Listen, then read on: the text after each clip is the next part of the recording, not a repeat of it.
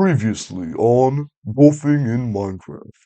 So here's the gist. I'm gonna smack one of these guys into a little hole in Minecraft, and then I'm gonna build a map to smack him in that little hole, and then I'm gonna invite my friend so that he can also smack him in a little hole. Alright, so as I promised y'all last time, I've built a golf course.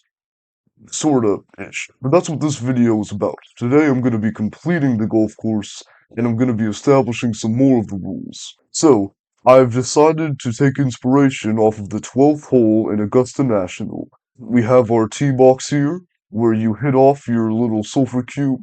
You have the bench, which is there for some reason. You have this random tree. You got this little river thing, ignore the holes. You have the putting, and you have the protective barrier, which I've added myself, because I'm awesome. But as you can probably tell, this looks incredibly bland. Like, horribly, horribly bland. No one would ever want to play on this. And I concur, which is why I'm going to be adding traps. So, first order of business is establishing the sand traps. As you can see, I already have a little sand trap here, but this wouldn't really do anything to stop the sulfur cube from actually going. So, my idea is to use honey. You see, honey has the special property of being sticky, which is nice because that actually does affect the sulfur cube. Well, I think. I actually haven't tested this, but we're testing it now. And yeet. And yeet part two. Hey, it does stop it. So I'm gonna scour this throughout the golf course a little more to make it, a little bit more difficult.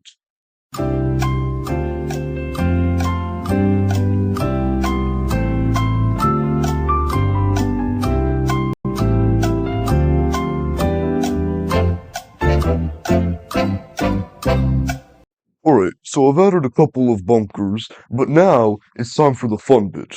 The Redstone! Now some may ask, my Killfoot, how can you use Redstone in golf? Well, let me show you. Alright, so I've added my first trap in. You see, my first trap idea was to move blocks up and down so that it might block some silver cubes. Now, the way that I did this was overly complex and unnecessary till I found a better solution. So, what I did is, I found this tutorial on how to make a kelp farm, because earlier me and my dad had made a kelp farm, and the way that it worked is that it used this infinitely repeating redstone ticking thing, and so I replicated that. You place a T like this, like that, like this, bang, bang, bang. And then you have an infinitely repeating ticking clock. So I use that for all of these, except this one. When I figured out, wait a minute, what if I just use two observers facing each other to give an infinite redstone signal? So that's what I did. So after a long, arduous 15-minute conversation with my father, we have come up with 3 traps that we can use on this golf course. Number 1, wind charge. Number 2, geyser. And number 3, polar bear and Ravager.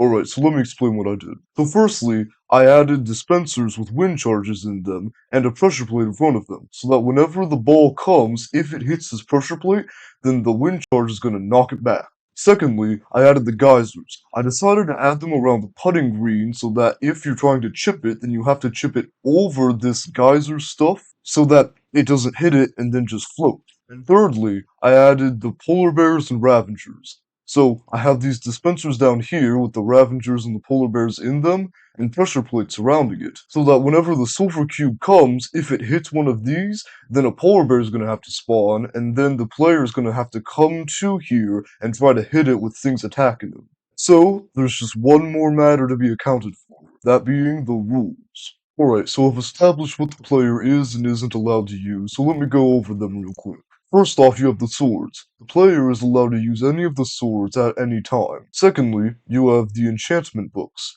Now, these enchantment books may only be applied to one weapon at a time, and then it must be disenchanted after that round is over. so choose wisely. Same thing with the knockback books. And third, the arrows. You see, these arrows give special effects. This one gives strength.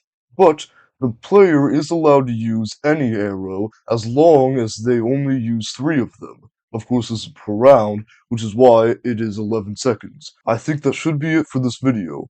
Next video, I'm going to be making some minor fixes, doing a little bit of playtesting, and then inviting my friend over to play 5 rounds on this course. So, please tune in for next video. Have a blessed day. Bye.